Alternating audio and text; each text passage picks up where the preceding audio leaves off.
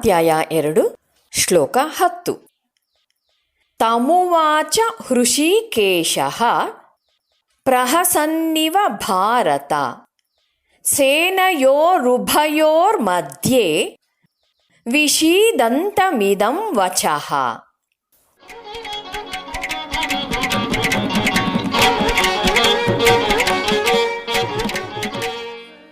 ಹೇಳಿಕೊಡುವುದನ್ನು ಅನುಸರಿಸಿ.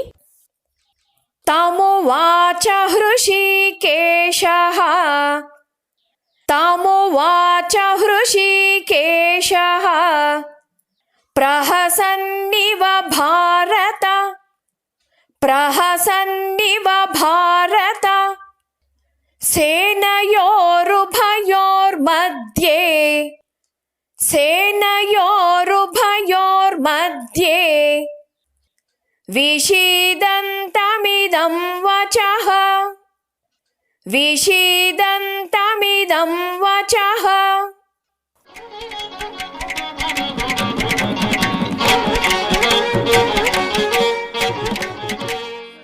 ಪೂರ್ಣ ಶ್ಲೋಕವನ್ನು ಅಭ್ಯಾಸ ಮಾಡೋಣ. ತಮುವಾಚ ಹೃಷೀಕೇಶಃ ಪ್ರಹಸನ್ನಿವ ಭಾರತ ಸೇನಯೋರುಭಯೋರ್ಮಧ್ಯೆ ವಿಷೀದಂತಮಿದಂ ವಚಃ.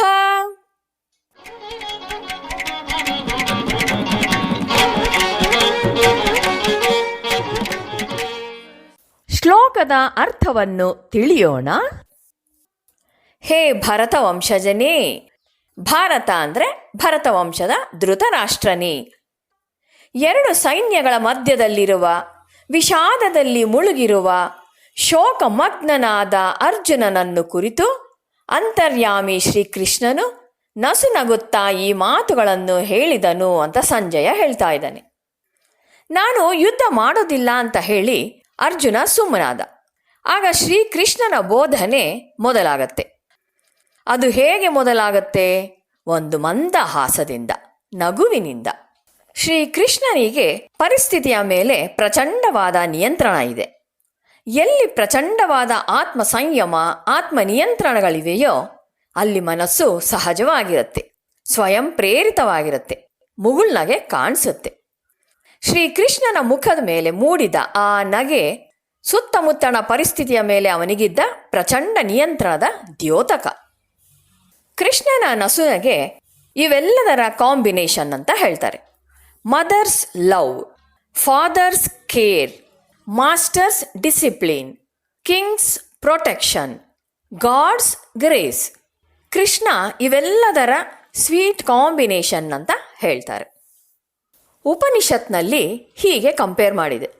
ಯಾವಾಗ ಅಹಂಕಾರವು ಅಂದರೆ ಇಲ್ಲಿ ಅರ್ಜುನ ತನ್ನ ವಿಷಣ್ಣತೆಯಿಂದ ಶರೀರದಲ್ಲಿ ಅಂದರೆ ಇಲ್ಲಿ ರಥದಲ್ಲಿ ತನ್ನ ಎಲ್ಲ ಅಹಂ ಕೇಂದ್ರಿತ ಚಟುವಟಿಕೆಗಳನ್ನೆಲ್ಲ ಅಂದರೆ ಇಲ್ಲಿ ಗಾಂಡೀವ ಕೆಳಗೆ ಎಸೆದು ಕುಸಿಯುತ್ತದೋ ಆವಾಗ ಇಂದ್ರಿಯಗಳನ್ನು ಅಂದರೆ ಇಲ್ಲಿ 5 ಕುದುರೆಗಳು ಲಗಾಮಿನಿಂದ ಅಂದರೆ ಮನಸ್ಸು ಹತೋಟಿಯಲ್ಲಿಟ್ಟರೆ ಆಗ ಒಳ್ಳೆಯ ಗುಣಗಳಿಗಿಂತ ಕೆಟ್ಟ ಗುಣಗಳೇ ಹೆಚ್ಚಿನ ಬಲಶಾಲಿ ಅಂತ ಕಂಡು ಬಂದರೂ ಸಹ ಬುದ್ಧಿಯ ಅಂದರೆ ಸಾರಥಿಯ ಸಹಾಯದಿಂದ ಆ ಧರ್ಮದ ಶಕ್ತಿಗಳ ಮೇಲೆ ಜಯಗಳಿಸೋದಿಕ್ಕೆ ಸಾಧ್ಯವಿದೆ ಅಂತ.